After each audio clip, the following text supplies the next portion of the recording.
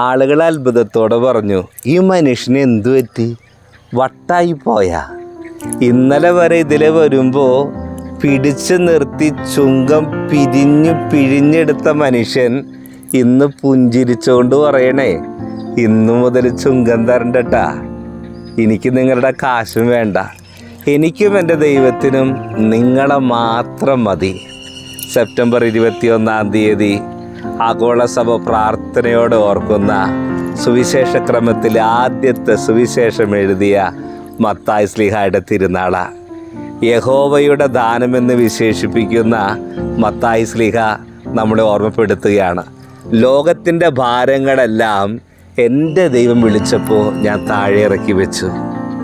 വിശുദ്ധമൊരു മത്തായി ശ്ലീഹായെ ഓർമ്മപ്പെടുത്തിയത് അങ്ങനെയാണ്.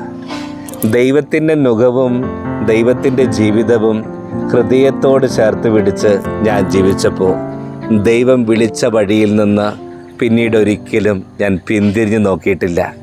എല്ലാം നൽകുന്ന ദൈവത്തിന് നിന്നെയാണ് വേണ്ടത്, നമ്മളാണ് വേണ്ടത്, നിൻ്റെ സമ്പാദ്യങ്ങളല്ല. ഹൃദയപൂർവ്വം നമുക്ക് ഓർക്കാം, സഭാത്മകമായ സുവിശേഷം എഴുതിയ, സഭയെ പ്രാർത്ഥനയോടെ ചേർത്ത് പിടിച്ച ഈ പുണ്യാത്മാവിൻ്റെ തിരുനാൾ ദിവസം നമുക്ക് പ്രാർത്ഥിക്കാം, ദൈവമേ, ഉള്ളും ഉള്ളതും ദൈവത്തിന് വേണ്ടി സമർപ്പിക്കാൻ ഞങ്ങളെ, ഞങ്ങളുടെ കുടുംബങ്ങളെ അനുഗ്രഹിക്കണമെന്ന് പ്രാർത്ഥിക്കാം. ദൈവം സമൃദ്ധമായി നമ്മളെ അനുഗ്രഹിക്കട്ടെ.